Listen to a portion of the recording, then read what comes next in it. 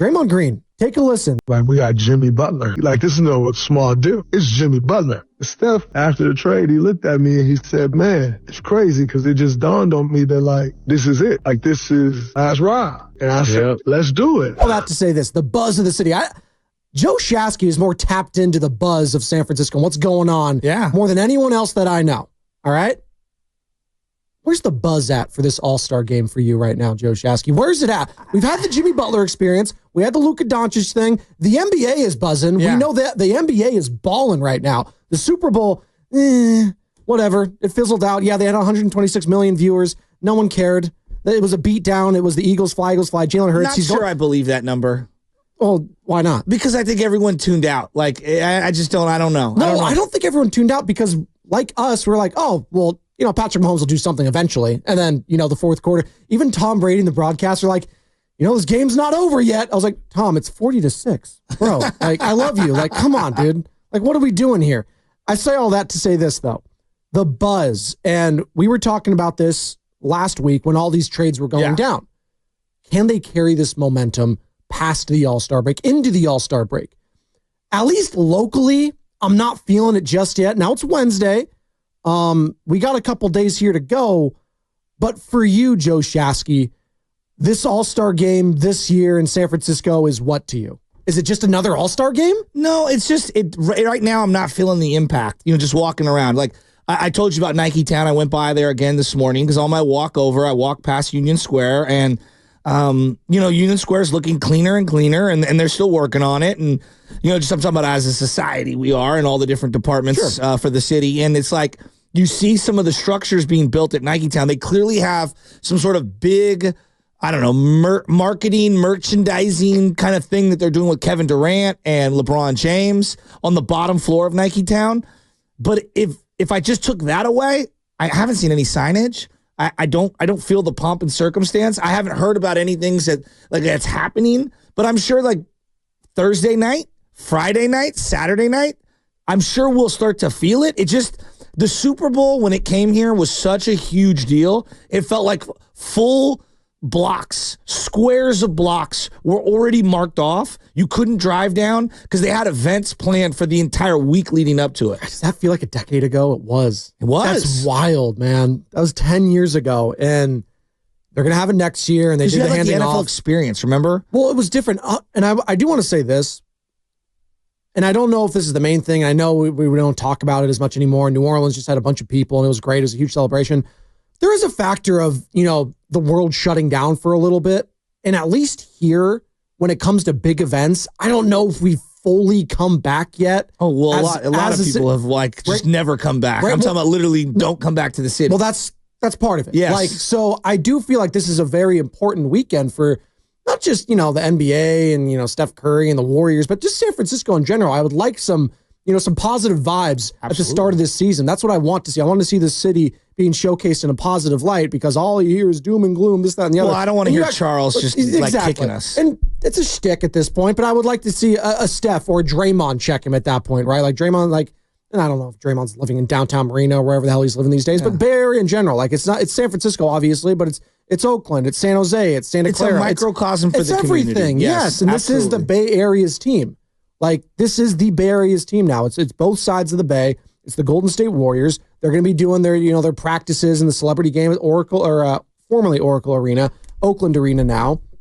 And, I want some buzz. I want some juice. I want some excitement because I'm really excited about Jimmy Butler on the Warriors right now. I am too. Because there's that hunger for the fan base right now, and I just want it to translate into this weekend. And we're going to be joined by Jerry Rice, who's going to be part of it this weekend, Joe Shasky. Yeah, I don't know if you ever heard of the guy. Just the greatest football player of all time. Might have heard of him. I think he played catch with him at one point, actually. I did. He commented on my arm, which was positive, and that one of the highlights of my life. So he's going to be coaching the All-Star Celebrity Game alongside...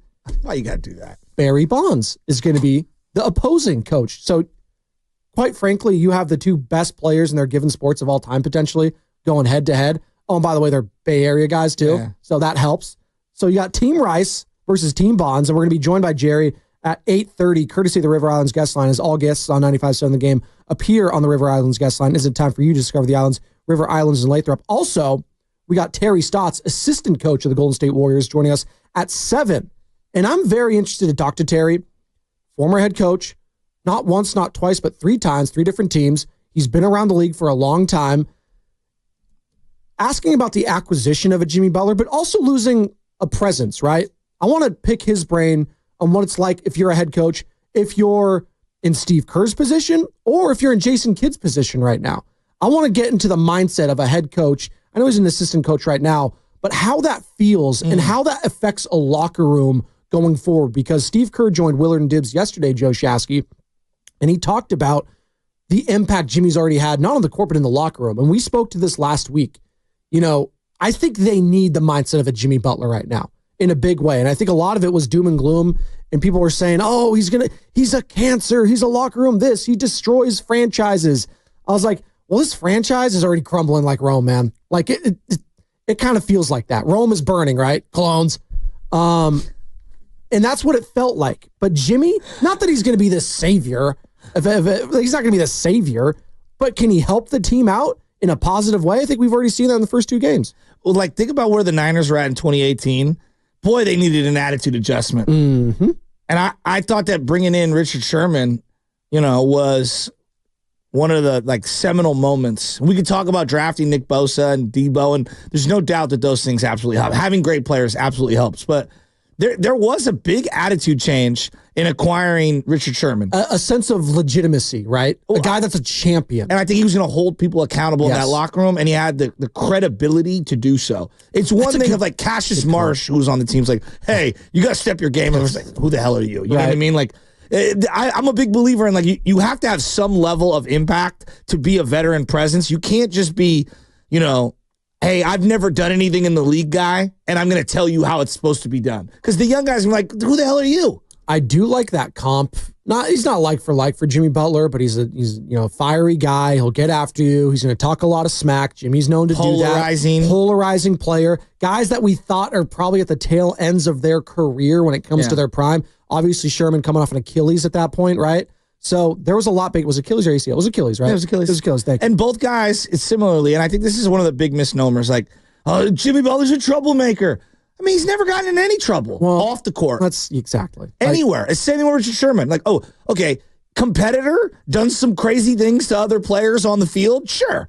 Guess what? You know who's done a lot more worse stuff? His name's Draymond Green. I'm talking about on the court. On the court. You know what I mean? Like, I have no questions with him off the court. Yeah. And I think that's the big separator for me is, like, it's one thing when I question, like, are you just a knucklehead away from the game? Yeah. Like, Ja Morant, that's the biggest question on Ja. Part of why Ja's fumbled being the face of the league is, like, bro, can you just not get in trouble off the court? Exactly. In terms of, like, putting yourself in positions to where you can be exposed. And, you are a corporation to a degree, and we don't really think that you're, like, worthy of being the face of this corporation because you do kind of some slappy type stuff away from the game. That's not a question for Jimmy Butler. It never was a question for Richard Sherman. No, it's a great point, Joe. And shout out to all those who just woke up. If you're just joining us, if you're just getting off your shift, getting ready for your shift, getting ready for school, whatever you're doing, appreciate you joining us here. You can stream us live on Twitch, Twitter, and YouTube, all brought to you by First NorCal Credit Union for a low-rate auto loan. Apply online or just ask for First NorCal financing at the dealership. Also, shout out to Golden State, serving the Bay Area for 3 generations. When you succeed, we succeed. Visit goldenstatelumber.com. Think of how different the rhetoric would have been for Steph Curry entering this weekend in the All-Star game if they didn't make a move. Oh, God. It would be where's Steph going? That's a great point. It would literally be the speculation of where's Steph going to play next. Well, what would be happening is the Windhorses, the Chris Broussards, the Stephen A. Smiths would be basically linking him to all the big teams that they want him to go to. Well, you'd see probably snippets and clips of LeBron and Steph covering their mouths, talking to each other. Giannis and Steph covering their mouths, talking with each other. All these different teams, and then all the memes are coming out with the eye emojis, everything. Mm-hmm. Now, you got Jimmy Butler. He's extended. Steph's not going anywhere, and this is going to be the team for the next couple seasons. And it might be the swan song for all these players, Draymond Green included. But you know what? They picked a path, and I think there's a sense of relief now with the fan base. Clarity. There's clarity, and the fact that it's clicked this early. Yeah, there's a newfound optimism with this team, Joe Shasky. I don't know if they're going to do anything huge. I'm not here saying they're going to win a championship, but the vibes and the optimism, and I'm always this kind of a guy, right? I'm a glass half full guy more than I am a glass half empty. You are very optimistic. I'm very optimistic. I'm not Mark Willard optimism with certain things. Well, he's delusional. Well, no, it's all right. And I love Mark. I love Mark too. And he's listening right now. He's probably having his salami pizza. Shout out Roundtable.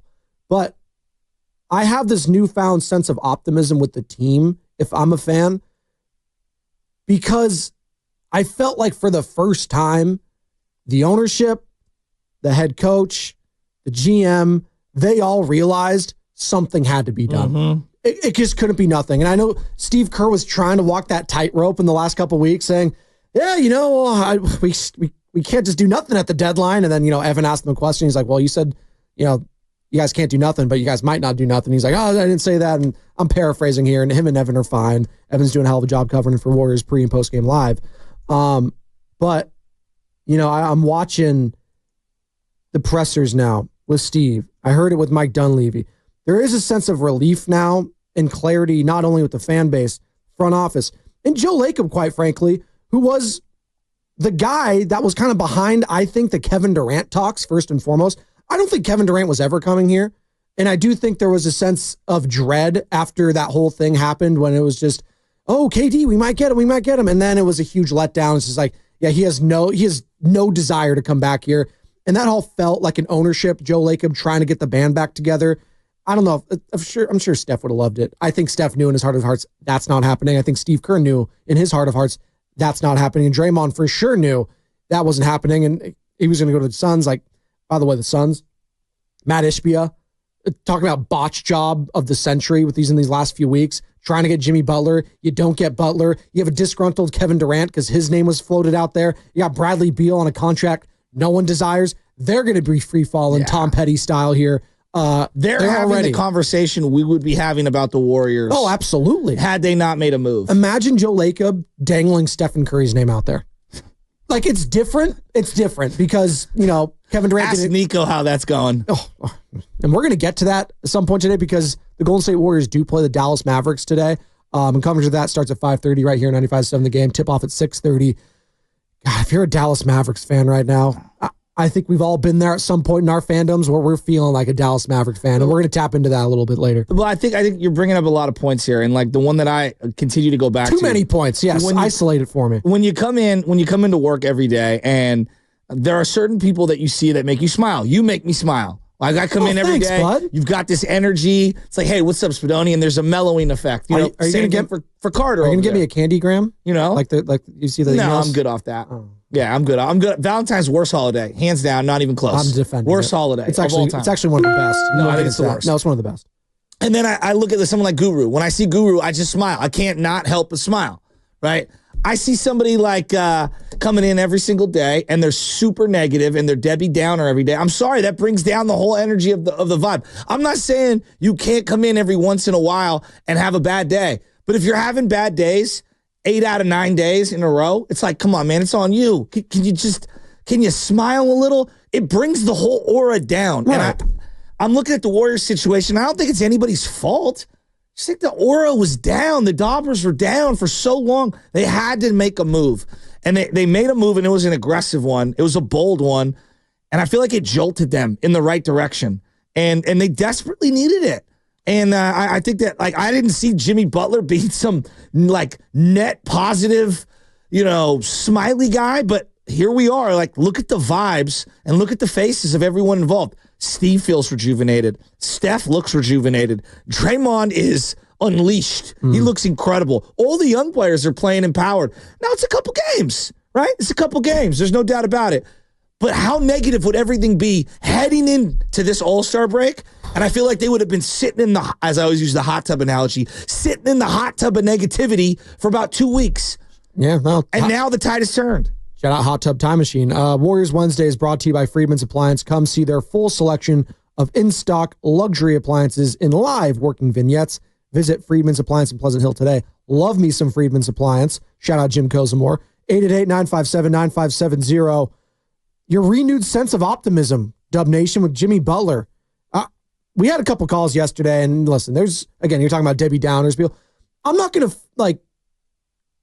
fault some fans for not wanting to fully buy back in just yet, because there is a part of me still as a fan that has a guarded optimism is the right word. Cautiously optimistic. What do you mean? Cautious, because I don't want to get sucked back in and get disappointed again if I'm a fan. That is something that I wholeheartedly agree on. I don't want to have this team go on a little bit of a run here, win 6 of 7, 7 of 8. I'm all suckered back in, and then you know what? It blows up in my face. I think a lot of fans still are, keeping their distance slightly, enjoying it from, view.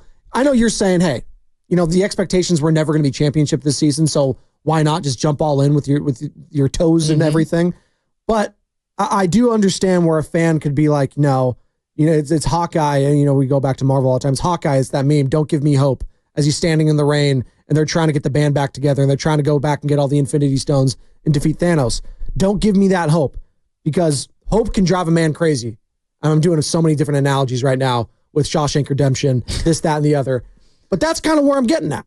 And if you're one of those fans, why aren't you all in on the Jimmy Butler experience? I guess I would like that, because I'm trying to find reasons not to be optimistic about the Warriors. Oh, the size. I was like, well, who are they playing in the West that's really going to Alperen Şengün right now? Anthony Davis is out. Like, who am I? Jaren Jackson Jr.? I mean, do I fear the Grizzlies? Not really. Hasn't Chet Holmgren? I mean, again, you've mentioned it. The Warriors seem to play the Thunder very well. I'm not really worried about that right now. Is it, the locker room, this, that, and friends? Well, all I've heard from Steve Kerr, Steph, and Draymond is how good of a locker room presence he is right now. I can't go off what went in the past. I'm just going off right now. So if there's reasons why you're not optimistic about Jimmy Butler, I would love to hear them, because I just don't think they're many right now. Well, I understand being completely skeptical of a rookie or a young, unproven player who hasn't had a track record or long line of success. This guy's been great for 15 years, like 10 years, right? I know. Look, has he done it with this team? No, but Steph's been great for 15 years. Hasn't he earned the benefit of the doubt? And this guy's resume kind of speak for itself. And early on, again, early returns, boy, it sure feels like they really complement each other well. Well, it always goes back to that, and we'll get to this on the other side. Homegrown athletes, guys that were drafted to your franchise, and the free agents, the mercenaries, if you will, the assassins, as you like to call them. We'll get into that, because I do think there is a fan disconnect sometimes when you bring in someone outside of the group, the friend group. It's like you're transferring schools, or you have friends from different schools, right? And they meet each other for the first time. It's like, is this going to work? So I think that's kind of happening right now. When I was a kid, and like teenager style, Chris Webber, Fab Five, you can't even comprehend how big they were. Like, I know Zion was a big deal. They were not the Fab Five. The Fab Five was its own phenom of celebrity. And we drafted Chris Webber. Yeah. Okay. And he was considered the best player of that bunch. Instantly, and was notorious for calling a timeout when he didn't have any. Correct. All right. So he was infamous as well, and was a stud, and immediately came to the Warriors. And I know the Mitch Richmond trade for a lot of people gutted people, but this is like, you got Chris Webber. You go to the playoffs and you lose to the Phoenix Suns. It's like, we've got a 10-year runway with this guy. Yeah. And then him and Don Nelson get into this big spat over playing the 4 versus playing the 5, and you trade him away for Ronnie Cycli. Brutal. Ronnie Cycli. And it just set off a chain reaction of horrific deals. Ronnie Cycli for Donyell Marshall, and you trade away Tim Hardaway for Bimbo Coles. I mean, there's just so many horrible moves. And obviously, Sprewell chokes out the coach. I mean, it's just it was a chain reaction of awful. And then another one that was pretty close to this, and again, these are all lumped into the Depression era because it's one after another. And any one of them would have broke any individual fan base. This is how down bad we're. You drafted Vince Carter. And you traded him for Antoine Jameson? And I like Jameson. I grew to really appreciate him, but he wasn't Vince Carter. I mean, Vince Carter, come on. I know. We drafted Todd Fuller instead of Kobe Bryant, for Christ's sake. You took Joe Smith instead of Antonio McDyess. I could just go on and on and on and on. And those ones all, simultaneously that decade broke me. We lost Gilbert Arenas for some loophole in the rules? What? Hibachi was cooking for us, dude. He was so sick. Agent Zero? Yeah, now he's cooking podcasts. Well, he doesn't shut up. I mean, it takes one to know one. You know what I mean? But all of those trades, it's just, Any one of them could have broken it. And I'll be the first to admit it. I will raise my hand. The Monte Ellis trade was like, what are we doing? Yeah. What are we doing? Obviously, Baron Davis opting out and then basically saying, like, we'll take Corey Maggette. It's just like, what? Well, that's in all this. It doesn't have to be a trade. Like, because the Luka, that was a trade. And it was just like, Anthony Davis, what? Like, you're putting a timeline 3 years from now. You're saying Luka's out of shape. He doesn't get along with people, but you're bringing in a guy that's notoriously injured all the time, who's not entering the prime of his career, Anthony Davis, who's in his early 30s. So it doesn't have to be just a trade. It could be a move. It could be letting a player go. It could be anything, right? Like, if you're a Raider fan, the Khalil Mack trade, you bring in John Gruden, you think, oh, great. We were just in the playoffs. We had a down year, but we got John Gruden back. It was Chucky. Great. Awesome. He gave this $100 million. And then his first move is to get rid of your best player. And then that kind of was the writing on the wall for a lot of fans being like, are you serious right now?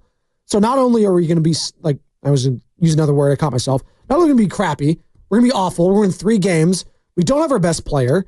You come off as cheap.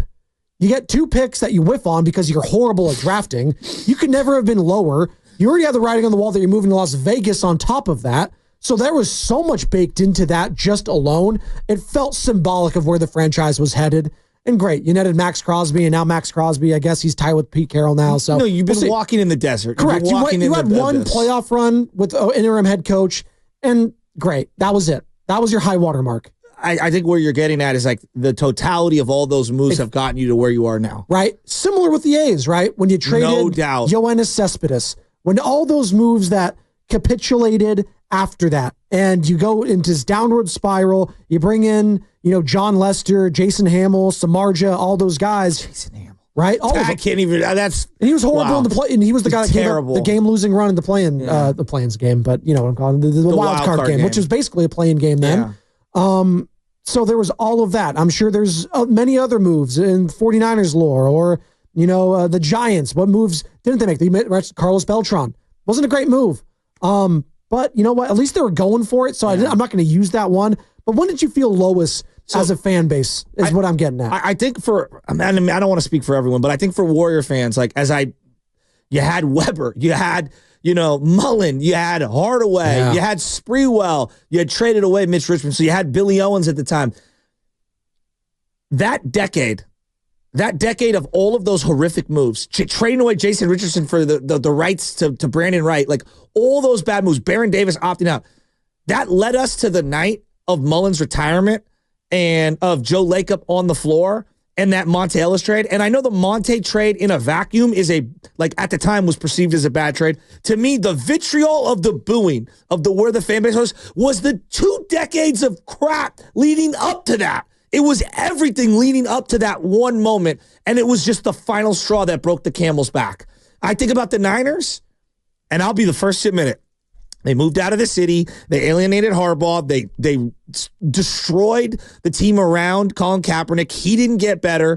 2014, when Jed hugged Jim Harbaugh on the sidelines because of just everything, the totality of all of that stuff, missing out on the Super Bowl, losing to the Seahawks the way that we did, and them winning one immediately.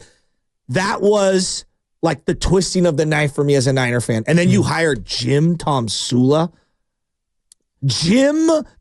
I admit, I will raise my hand.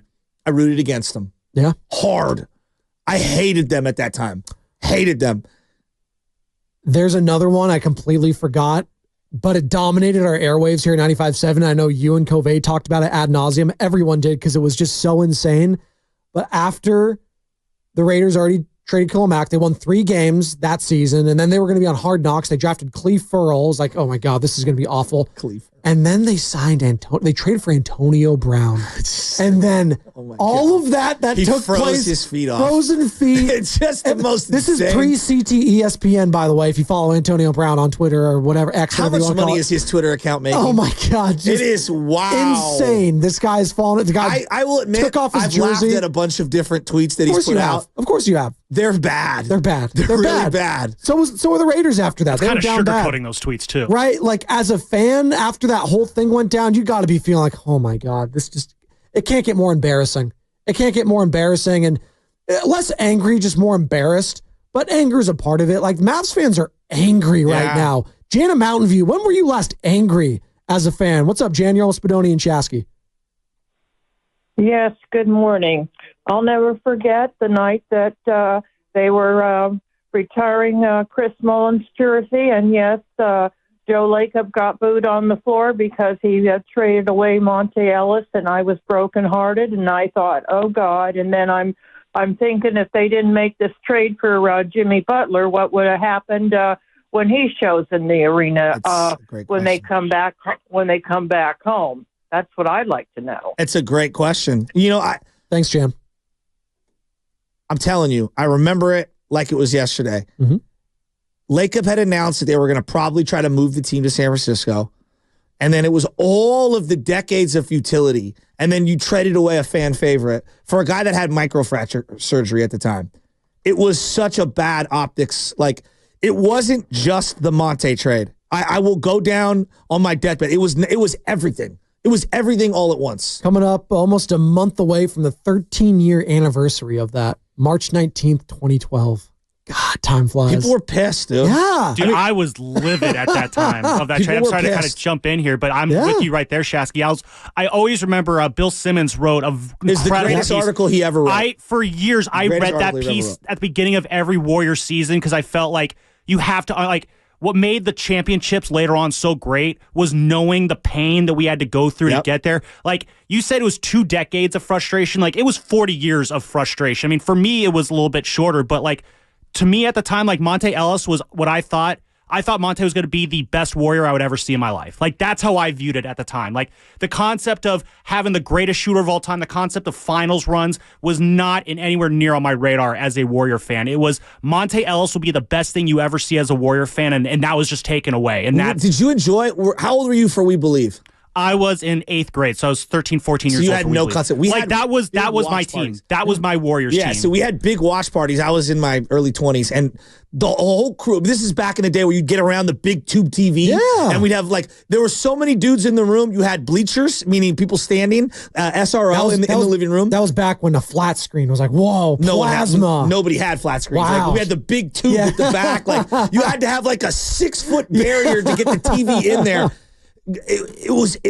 To even describe what we saw, that team was so good. Then the next year, they were better. And down the stretch, that Barron got, I don't know, he had a party. Don Nelson benched him down the stretch because he was hungover or something. I forget what the details were. I'm sure Steiny's listening to me right now. Yeah. Stack Jack got an extension. They gave him an extension. Barron left in the offseason. He goes to the Clippers. And then we bring in Corey Maggette. Stack Jack demands an extension and then immediately wants out. It was just the carpet was completely pulled out from underneath you. Right. And you had to pay Monte, and you had to pay Biedrins, and then you pay Monte, and then Monte gets on the moped injury. The moped thing, we don't even talk about. He broke his leg on a moped. What's up with the Mississippi Missile? Him and Bumgarner, man, they're probably homies. Probably hitting up the dirt bikes. Ruined that season. No one wants to talk about that. He was dirt bike riding or whatever the hell he was doing, ATV, and he destroyed that season. He did. What was it? What was his Mason Saunders? Not Mason Saunders. That's an actual player. Mason Saunders. No, Mason That was it was. I forget. Sam knows that he's screening calls right now, but his fake alias was hilarious always to me. Marvin in San Francisco has one. Joe Shasky. Give it to me. The last time you felt like a Dallas Mavericks fan feels right now is when? 888-957-9570. What's up, Marvin? You're on Spadoni and Shasky. Well, my favorite Warrior of all time was Nate Thurman, and when they traded him for very little, I guess they got Clifford Ray, and then they went on to win the championship because they changed basketball by considering the center position a combination of players instead of just one guy. So we had shot blocker in George Johnson, and then we had Clifford Ray who got every rebound, every loose ball. So that was when I felt bad. But as far as a sports fan, man, it's when Pedro Feliz dropped the fly in right field. I needed therapy after that. That was Jose Cruz Jr. Jose Cruz. That was the ultimate. I walked home, and it was 10 miles to get home. My God. Jose Cruz Jr. and then JT Snow getting thrown out at home. I mean, To this day, I remember listening to that on the radio, working at a job site with my dad, plumbing, and he had the transistor radio, and it's, and base hit to left, and here comes, and Conan had the worst arm of anyone ever. Oh, is it Jeffrey Hammond was also a part of that play? Was it Jeffrey Hammond that got the base hit? We'll get the staff on it. All right. JT getting thrown at home by a roided up, Yvonne Rodriguez who doesn't move, and he's like, when he stares at the ball and is just like losing his mind over it. Like, yeah, that was it Jeffrey Hammond that got the hit? I think it was Hammond. Yeah. And it was, Well, I'm going back. That still hurts me. I didn't even think about it in that respect, but there are some times when a play itself incites so much anger for a fan base that it lingers forever. Like, there's the so Jeter much play. Steve, have you guys ever gotten over the Jeter play? No. I was going to go even a worse one. There was a whole documentary about it, but no. Well, first and foremost, Jeremy Johnby was safe if they had instant replay back then. But that play, but that was it was synonymous with are you freaking kidding me? like everything that was baked into it. There's no chance there, and then it happens. They just couldn't get out of the first round. It feels like the A's could never get out of the first round. They're still waiting to do that now in Sacramento, and we'll see there with Butler and Rooker and all those people. But the Steve Bartman incident, the amount of anger and vitriol and hatred, I'm not even saying I was rooting against the Cubs when they were going up against Cleveland because I thought back to that. I don't care that they suffered for that long. I saw their true colors as a fan base that day, attacking a guy like that, some innocent bystander. And when Moises Alou went after the game to go after him too, to incite that much anger, the guy had to. It was Dusty, and the shortstop made an error. Death threats. I know. Forever. Well, he was an easy target, unfortunately. Why? Because he had glasses. No, and he just the poor guy wasn't paying attention to the whole scene. But that was not. He was why listening on the radio. I know. Like, come on, like no, the whole thing was Shakespearean. Catching hell. It was one of the greatest 30 for 30s ever. I think about bad that for the guy, right? Well, I always think of Bill Buckner. Like Bill Buckner is Vallejo's own. The poor RIP. guy that was Game 6. Yep. That's why I'm not as same with the Steve Bartman incident. Hey, you had a 3-0 lead. That didn't cause everything. How about you get a grounder the next play, right? When you had an opportunity to do it. Let's talk about fighting through adversity. That showed me who that team's true colors was and that fan base heading into it. They eventually, 13 years later, they got their World Series. Congratulations. But I was feeling for Steve Bartman. I was feeling some type of way about that too. There's some Giants moments that I think of it's seminal in my childhood. When they traded away Matt Williams, people were devastated. Yeah. Devastated. It ended up being one of the greatest trades in Giants history, getting Jeff Kent, obviously. Yeah, but people MVP. were devastated. Matt Williams was beloved. And it's funny because he came up and people didn't like him originally because he struck out a lot. Right? Draymond Green on the Draymond Green podcast talking about the acquisition of Jimmy Butler, and this is alongside Baron Davis. Take a listen. This was very interesting here. Like, we got Jimmy Butler. Like this is no small deal. It's Jimmy Butler. Steph, he looked like he got belief. After the trade, he looked at me and he said, man, it's crazy because it just dawned on me that, this is it. Yeah. This is the last run. Last ride. And I said, let's do it. Let's ride till the wheels fall off. Let's do it. Yeah, let's go. It was an emotional moment. Last ride, last dance. This is it. It's Jimmy, it's Steph, it's Draymond. Ladies and gentlemen, are you in or out on that being the last ride for this Golden State Warriors team? Jimmy, Steph, and Draymond. That's the trio. This is good. That's it. This is not going to be Jimmy, KD, Steph. No. It's not going to be Giannis. No. It's Jimmy Butler, Stephen Curry, and Draymond Green. Are you in or out on that trio?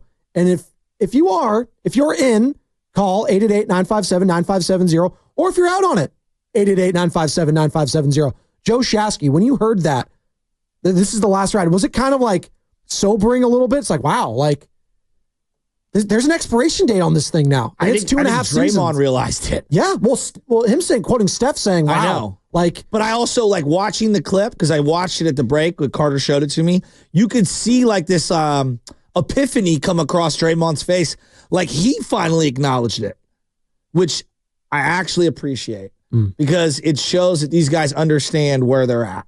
And I think that them not understanding where they were at, and I don't want to pick on this guy, but I think a large part of why Klay's not here is his unwillingness to accept where he was in his career. I think it's easy for me to say that. It's probably harder for him to accept it, right? It'd be like me being told, hey, Joe, you're actually going to be weekends now. Yeah. I wouldn't be ready to accept that. No. I'll be the first to admit it. Yeah. And so, I do think that like part of why they're at where they're at, and the fact that they've acknowledged that, it'll make them better for it because they don't have a long runway. And Draymond, you can't be getting thrown out of games, especially this year, because we don't have a lot of margin of error. This isn't 2016. Your career is probably like, I think Draymond's teed off on the 16th hole, 17th hole. What do you think? There's 18 holes in a golf round. I am aware. Okay, so I'm just saying for those that don't know. He's teed off on the 16th? He's absolutely on the back 9. He's heading into the 16th hole. He's got 3 holes left. Okay, what about Steph? Steph, I think he's teed off on the 14th. Yeah, maybe a hole before. But I also don't know because Steph's accomplished so much. He could be on his 17th hole, and we just don't know it. And he's ready to hang it up while he's still elite, and maybe doesn't want to hang around like we want him to, years after. Using this analogy, he's walking these holes. Maybe Jimmy Butler and coming here is kind of like a golf cart. Takes a little bit of a load off. I don't have to be walking around as much. I like that. So he's, hop in, Steph. They're definitely not on the bridge with Jack Nicklaus waving at everyone, right? They're not doing they're not that. there. No. Had they not made a move, I think they'd be closer to that. Right? Yeah, exactly. Well, had they not make a move, they'd be Van de Velde, shout out St. Andrews, exactly. The British Open, just sinking into the oasis, right? But I love that question, 888-957-9570. You heard it from Draymond, you heard it from Steph. This is the last ride for this Golden State Warriors squad as we know it. And it's going to be a trio of Jimmy, Steph, and Draymond. Are you in or out on that? 888-957-9570. I wonder if people like that. I mean, we don't. On some level, we don't have a choice. Yeah. Right? Going back to Michelle, does anybody have a choice? But on another level, like, Jimmy Butler's pretty freaking good. I don't know, Joe. Jimmy Butler's pretty freaking good. But I think Warrior fans got kind of, let's put it this way, we got spoiled with Kevin Durant coming in his prime and all those guys being in their primes. That's what you're comparing it to, always. And I just don't think you can use that as a calibration. You have to recalibrate. This is the best it's going to be. And you know what? I'm okay with that. But here's what they can do.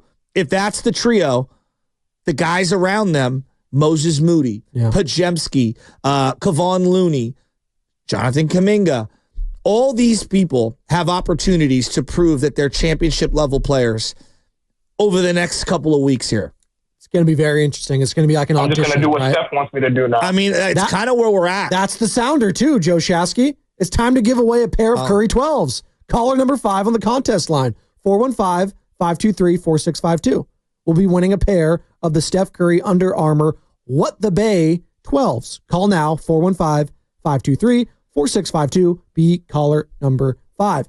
More from Draymond Green on his podcast. So he said this was the last ride for Steph, maybe Jimmy, but definitely Steph and Draymond on the Golden State Warriors. Here's what Draymond had to say about how things went down in Miami with Jimmy Butler. People get caught up in all the stuff that was going on in Miami. Last podcast, remember I had said, I just don't want Jimmy to end up in the spot where they use that against him. The reason I said that is because it's a guy that I respect as a winner. Yeah. I've been victim of people trying to take a winner and tear him down through all these false narratives. And so I've been a victim of that. And as you see, coming out of it, you're seeing exactly the Jimmy Butler that I knew. I feel great, brother. It's been a while since I've gone into basketball games like, oh yeah, we're going to go just win. Stuff going to get harder. We're going to have to figure stuff out, but I know when it's right. And I think that's where a lot of people were at too. It's like, listen, what went down in Miami, you can't unsee it. There was some bad blood between the president, Pat Riley, and Jimmy Butler. That's fine. But as far as on the court, like when push came to shove, I know what I was getting from Jimmy in crunch time. I was going to get a dog. I was going to get a guy that demanded attention from the defense. I was going to get a guy that can facilitate. I knew what I was getting there. And I think you're getting a leader on the court. And in the locker room, I don't really need him to be a leader, but if he is one, that's great. But I already have a leader of this franchise in Stephen Curry, one of the greatest in the history of the sport. And is he going to be the vocal leader? He's never been that guy, except when, he needed to be in the playoffs a couple of years ago, obviously heading into Game 7 in Sacramento. I already have that established. So if people have this preconceived notion that Jimmy was going to come here, no, this is my team, this, that, and the other, he's not doing that. At least right now, he's not doing that, Joe Shasky. And I do think that is why this is working so well, is because there is already a hierarchy built in at that locker room. But I do think this is unique because the ego of a Steph is different, right? Like, I think he is willing to, he was willing to be the second fiddle to Kevin Durant at times. The fan base might not have seen it like that, but Kevin Durant was the best player on those championship teams. He wanted to win. Wanted to win. Yeah. And I think Steph, and you hear all of his comments, whether it's in Paris, whether it's before the season, I want to be playing meaningful basketball games. And if Jimmy Butler's going to give me the best opportunity to do that, I will conform to whatever Jimmy needs in this locker room, and I will be a great teammate with him. I'm not going to be fighting it. And I am curious to see, and hear when eventually the doc comes out, 10 years from now, the Jimmy Butler acquisition. How did you feel about it, Steph? Because he'll tell us 10 years from now. I bet he'd say I was very reluctant. Right? I'm sure. For Draymond, like if I was just looking at Draymond's a lot. And Draymond, part of the Draymond experience is that if he doesn't think you're on his level, whether we agree with him or not, he won't give you the benefit of the doubt. He won't respect you. That's why he's so hard on the young guys. He'll run through you. That's why he was so hard on the young guys. 100%. Yeah. I mean, Jimmy's one of the few players. I'm sure Durant was one of those guys. But then again, they had their own issues. How many guys in the league is Draymond, not that he's backing down to, but he's like, yeah, his resume speaks for itself. Yes. It's going to be that guy. Well, and then Jokic, Giannis. I mean, we're talking Anthony about Davis, LeBron, but those guys obviously different relationships. Is it less than 12 guys in the league? Exactly. Loves Luka. Yeah, but it's basically if you're a top 15 player. And then if you're a fringe guy, he's not going to respect your game. Like, he goes at Karl Anthony Towns, who I would consider one of the best players in the NBA when he is on. He's very good. He's very good. But he doesn't respect his game. Even though I feel like he hasn't hit his full peak, but I'm with you. But he was, he went to the Western Conference Finals last year. He's a good player. I'm saying I don't think he's, for as talented as he is, I think he leaves a little to be desired. By the way, shout out to Travis in Richmond. He won the Stephen Curry 12s, the What the Bay 12s. So shout out Travis in Richmond. If all of you people are still calling, stop doing that because you're not winning anything. So please, you have another opportunity to win tomorrow, though. So don't worry. But Travis in Richmond, shout out to you and the people that didn't win. Call in tomorrow. By the way, we have an opportunity to win a spot in our knockout tournament. So if you want to do that, that is going to be happening in the 8 o'clock hour. Be listening for the keyword sometime between 8 and 8:30. And then in the following segment between 8:30 and 9, we're going to call out the sounder, call in with the keyword, and you have to be 18 to win and be a California resident. And if you're the first caller there, you are going to be playing hoops on the court at Chase Center. So if you're calling right now, 888-957-9570 on our normal line. Draymond Green said with Baron Davis, talked with Steph. This is the last ride. It's going to be Jimmy Butler, Stephen Curry, Draymond Green. Are you in or out on that trio the next 2.5 seasons, Dub Nation? 888-957-9570. Is that good enough to win one? I mean, that's such a, you got to add to, you got to add this. Of course. There's going to be caveats. If Jonathan Kuminga could take a leap and be an all-star caliber player, now that's a big leap. That's like Andrew Wiggins was a number 1 overall pick, was an all-star once. I'm willing to wager he's never going to be an all-star again. But can Jonathan Kuminga take another leap because he was ascending prior to the injury? We just had Terry Stotts on at 7 o'clock, assistant coach with the Golden State Warriors. He said that was the best basketball he was playing all season. And he can't speak to what it was prior, but he was playing great basketball. Can he take another step? Because if he can do that, then I got Jimmy Butler, all-star caliber. Stephen Curry, all-star caliber.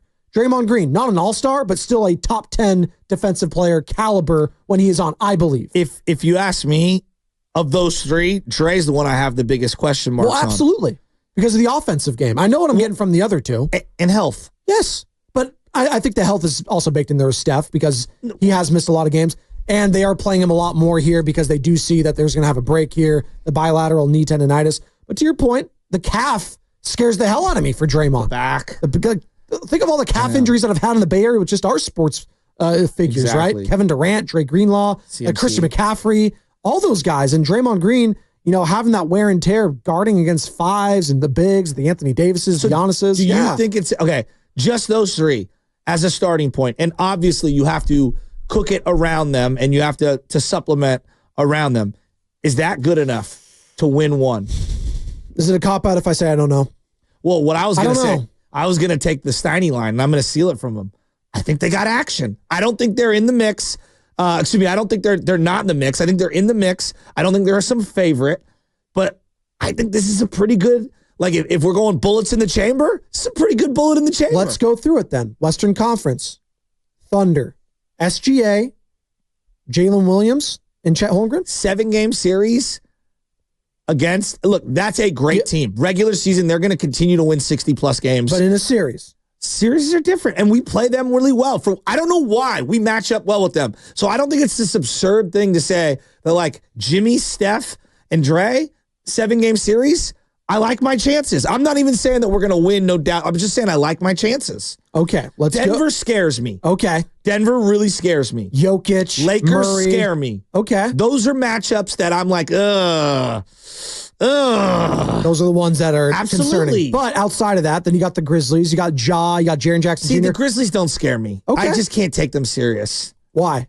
Because they haven't won anything of significance. No, but they're very good. Is Zach Edey and Draymond? Look, would you agree with me? The regular season in the NBA and then the like a 7-game series, it's difficult to say like, hey, you rattled off 58 wins in the regular season. You're a bad team. No, you're not a bad team. But when you get into these 7-game series, it's about matchups. Yes. And there are certain matchups that really like big physical wings, big physical bigs that can score and pass. Those scare me in these matchups. It's the element you don't have. And that's why the Lakers, with 2 ball-dominant dudes who are big physical wings in LeBron and Luka, that's scary. And then there are guys around him. Jokic. Look, Jokic is Jokic. And if Jamal Murray's hitting shots and they got Gordon, they've got a ruggedness and an outside shot that really scares me in the half court. Well, that's just it, right? Jamal Murray, where's he at? Because he's been he's been inconsistent, but when push comes to shove, I've seen him against the Lakers the last couple of series in the playoffs, just absolutely lighting him up. And he was the difference. You know what Jokic is getting a triple-double every game. I just have that baked in his play. He's just that good. Played him, and they had no one alongside of him. No one. Because Porter Jr. was hurt and Jamal Murray was hurt. And he looked otherworldly. Yes. You see the 3-pointer he had? That was yesterday or the day. It's unreal. He shoots over the back of his head. DeAndre Ayton was guarding him, and DeAndre Ayton is not a small individual, and he was guarding him as best as you could on the corner 3. He just, like a Russell Wilson halo ball, just shot it over everyone. Now this year, like I don't think Houston's ready. But let's say Houston gets into a series and they learn a lot this year. Mm-hmm. Like a year from now, they're a different team. 2 years from now, they're a different team. I might be singing a similar tune about OKC after this playoff run, right? I might view them differently. Clippers are I don't know what to make of them. Clippers are a wild card for me. I'd like to see us play the Clippers now with Jimmy Butler. Right? What am I getting with Kawhi? I don't know. No clue. I have no idea. Like, when he is, and he's not going to be healthy. Like, I can't, like, what version of Kawhi is this? I was going to say, when he's healthy, he's never healthy. And so playoff Harden is different from regular season Harden. Right. Norman Powell has been an all-time Warriors killer.